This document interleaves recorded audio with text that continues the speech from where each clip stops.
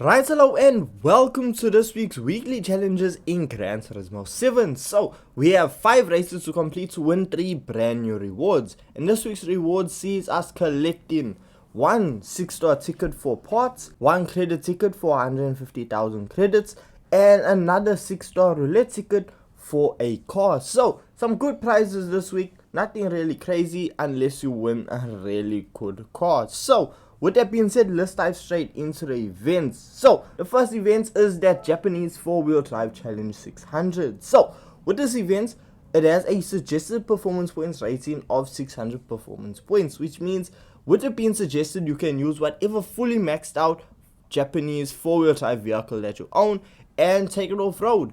But for me, I thought, you know what, let me make the challenge more realistic, and I gave myself a 600 performance point limit. And for that, I then jumped into the Subaru Impreza sedan WRX SCI from 2004.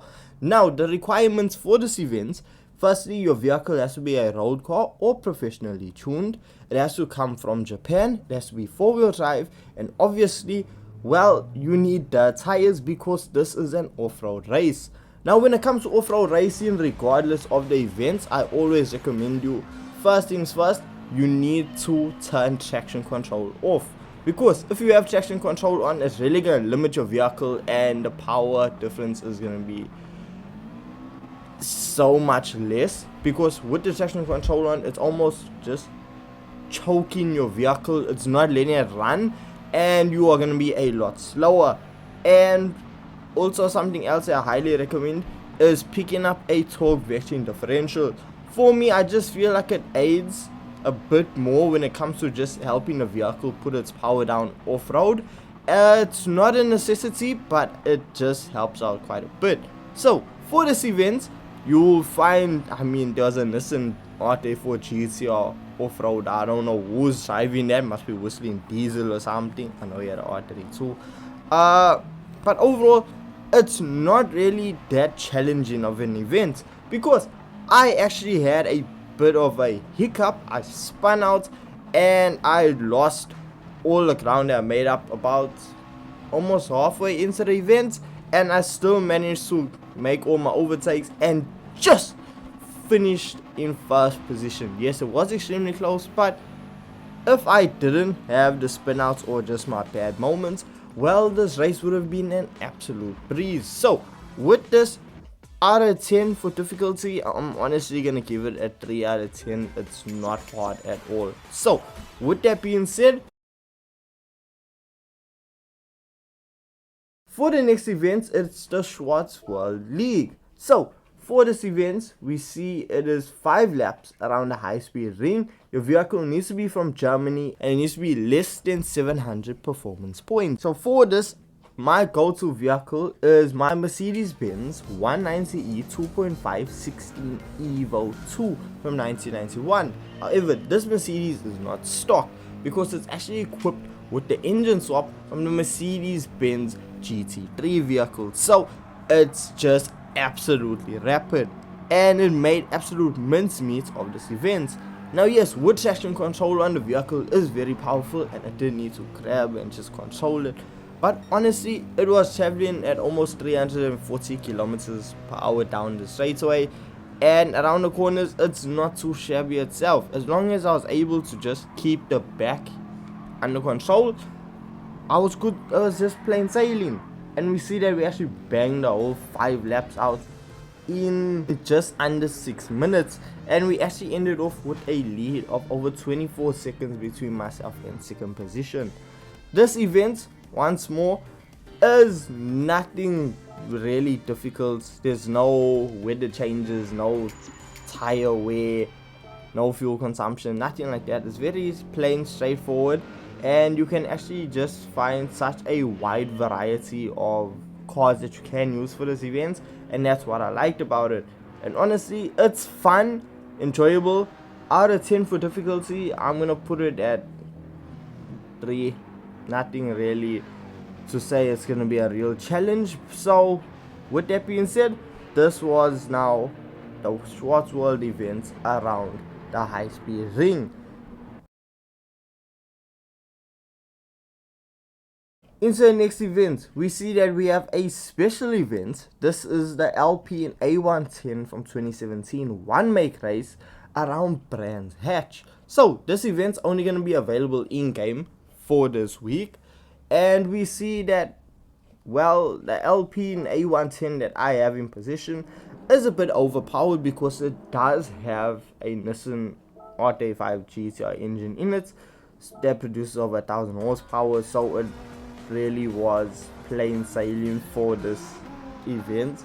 But when using a standard Alpine, even if you don't have all of the upgrades, as long as you have a few, you are gonna be good to go. This event is not that challenging, especially if you know the layout of Brands Hatch, which is quite easy to pick up. But something you do need to watch out for is that first corner if you are carrying a lot of speed, because you might find yourself in a gravel pit. So with that being said, this event was solid. It's not the best special events we've ever had. It's okay. Out of 10 for difficulty, I'd say if you're using a standard Alpine, depending on you as a driver, it can be a 5 out of 10. If you are using an engine swapped Alpine, it's honestly like a 1.5, 2 out of 10. The biggest challenge you're gonna have if you're using an engine swapped Alpine is to just control the vehicle. So with that being said, that is the special event done. For the next event, we see we have a Nissan GTR Cup around Blue Moon Bay, infield a reverse. So for this event, there are a few restrictions. You have sports hard, sports medium, and sports soft tires, which you can use, and your performance points rating has to be 700 or less performance points. Now for this, I use my Nissan R32 GTR V-Spec 2 from 1994. This, fun fact, was actually one of my first cars in Gran Turismo 7, so it was actually fun revisiting it and just enjoying it once more. So with this vehicle, it almost felt overpowered against the AI, because the AI don't really have fully upgraded Nissan R33, they don't have fully upgraded GTRs. So there's no real challenge about it. You don't need to come with something with every single upgrade under the sun to compete. With the vehicle I used, it was overpowered, but I was just going with the vehicle under the performance points rating. So look, I say you can do this event in a standard RT5 GTR and you shouldn't really have much issues. I think just upgrade the tires to super soft if it's under the performance points rating, and you should be good to go, because the R35 GTRs are your main competition and you have 5 laps to make your overtake, so it shouldn't really be that difficult. So with that being said, for me, in my Nissan R32 GTR, out of 10 for difficulty, I'm gonna put it as a 3 out of 10. Yeah, that's reasonable. A 3 out of 10.